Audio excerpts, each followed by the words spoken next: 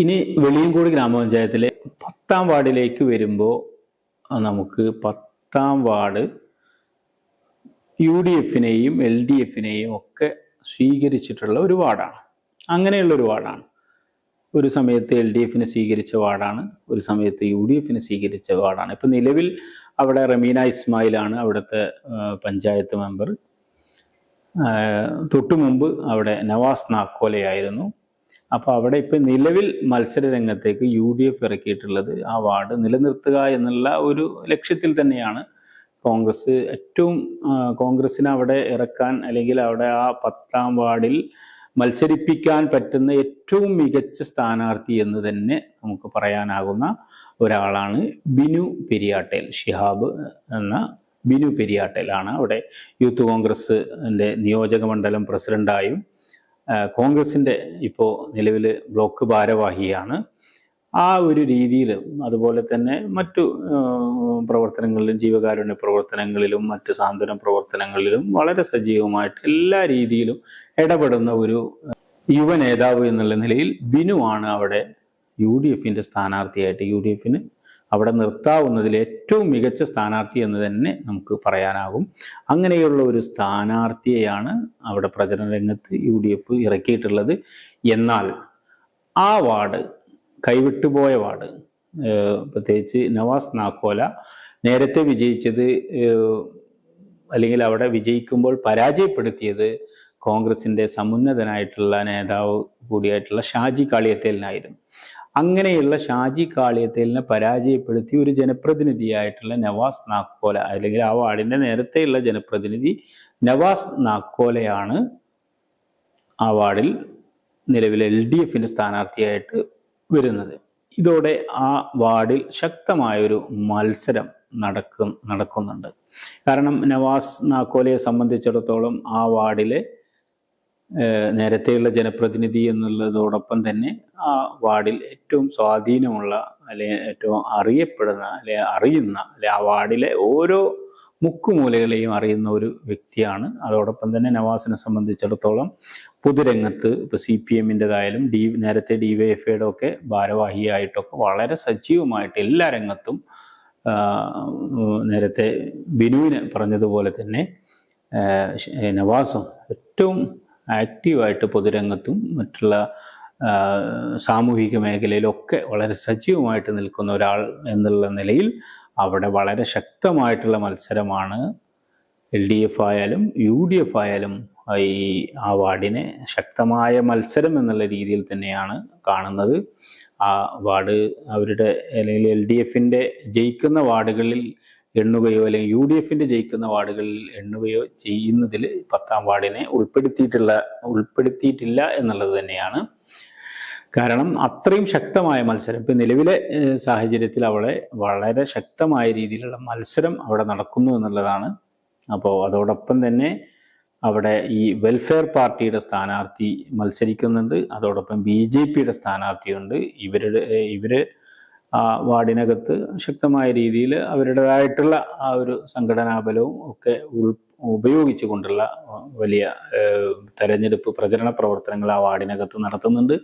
അത് UDFിനെ എങ്ങനെയാണ് ബാധിക്കുക എന്നതും അല്ലെങ്കിൽ LDFിനെ എങ്ങനെയാണ് ബാധിക്കുക എന്നുള്ളതൊക്കെ നമുക്ക് 13ാം തീയതി തന്നെയാണ് പറയാനാവുക.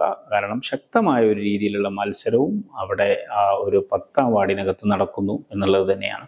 ഏറ്റവും മികച്ച സ്ഥാനാർത്ഥികളെ തന്നെയാണ് LDFും UDFും അവിടെ ഇറക്കിയിട്ടുള്ളത് എന്നുള്ളത് കൂടി പ്രത്യേകത 10ാം വാർഡിനെ സംബന്ധിച്ചിടത്തോളം നമുക്ക് പറയാനാകും. ഇനി 11ാം വാർഡിലേക്ക് നമ്മൾ വരികയാണെങ്കിൽ ഈ 11ാം വാർഡ് UDFിൻ്റെ ഒരു ഉറച്ച അല്ലെങ്കിൽ UDFിന് വ്യക്തമായ മേൽക്കൈയുള്ള ഒരു വാർഡാണ്.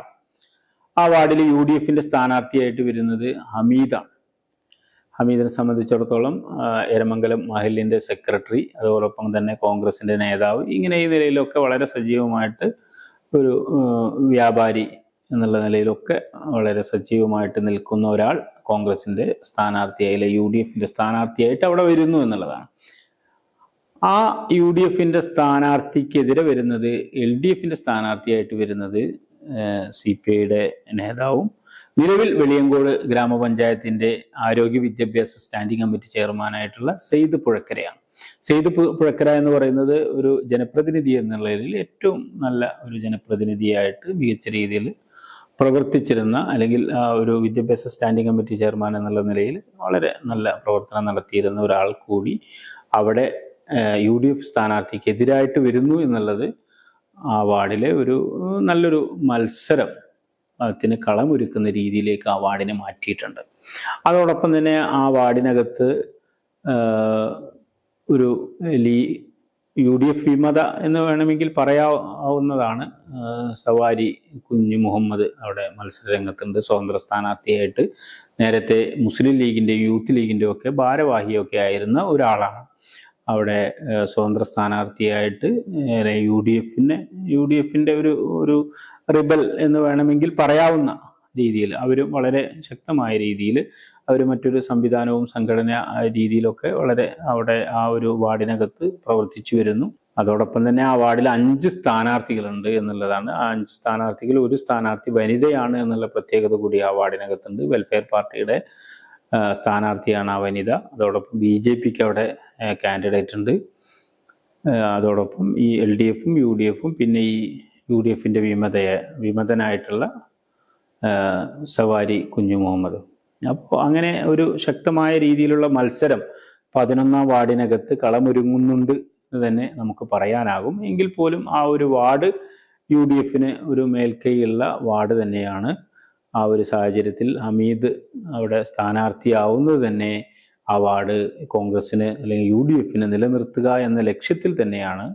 അപ്പോൾ അങ്ങനെയുള്ള ഒരു സാഹചര്യം അവിടെ കോൺഗ്രസ് കണ്ടുകൊണ്ട് കോൺഗ്രസ് മറ്റു പലരെയും ആ വാർഡിനകത്ത് നേരത്തെ സ്ഥാനാർത്ഥികളാക്കാനൊക്കെ ഉള്ള ഹമീദ് സ്ഥാനാർത്ഥിയായി വരില്ല എന്നുണ്ടെങ്കിൽ മറ്റുള്ളവരെയൊക്കെ കാണാൻ ശ്രമം നടത്തിയെങ്കിൽ പോലും അവിടെ ആ വാർഡ് നിലനിർത്തുന്നതിന് വേണ്ടി അല്ലെങ്കിൽ മികച്ച വിജയം കോൺഗ്രസിന് അല്ലെങ്കിൽ UDFിന് നേടുന്നതിന് വേണ്ടി ഹമീദ് സ്ഥാനാർത്ഥിയാവുന്നതാണ് ഏറ്റവും നന്നായിരിക്കുക എന്നുള്ളത് ആ വാർഡ് കമ്മിറ്റി തീരുമാനമെടുക്കുകയും ഏകകണ്ഠമായി തന്നെ ഹമീദിനെ അവിടെ സ്ഥാനാർത്ഥിയാക്കുകയൊക്കെയാണ് ചെയ്തത്.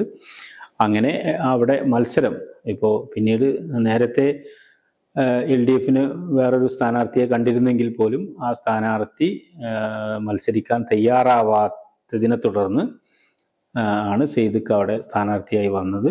സത്യത്തിൽ ഈ സെയ്ദ് അവിടെ സ്ഥാനാർത്ഥിയായി വന്നതോടെ നല്ല രീതിയിലുള്ള, കാരണം സെയ്ദ് ഒരു ജനപ്രതിനിധി എന്നുള്ള നിലയിലും നേരത്തെ ഇങ്ങനെ ഈ ഒരു രംഗത്ത് നിൽക്കുന്ന ഒരാളെന്നുള്ള നിലയിലും വളരെ വ്യക്തിപരമായിട്ട് വലിയ രീതിയിലുള്ള പ്രചരണവുമായിട്ട് മുന്നോട്ട് പോകുന്നുണ്ട്. അതോടൊപ്പം LDFും വളരെ ശക്തമായ രീതിയിലുള്ള ഒരു മത്സരം അവിടെ കാഴ്ചവെക്കുന്നതിന് വേണ്ടി 11ാം വാർഡിൽ കളമൊരുക്കിയിട്ടുണ്ട് എന്ന് തന്നെ നമുക്ക് പറയാനാകും. അങ്ങനെ ആ ഒരു രീതിയിൽ ശക്തമായ മത്സരം 11ാം വാർഡിൽ നടക്കുന്നു. റിയൽ മീഡിയ, ഒരു ദേശത്തിന്റെ ശബ്ദം.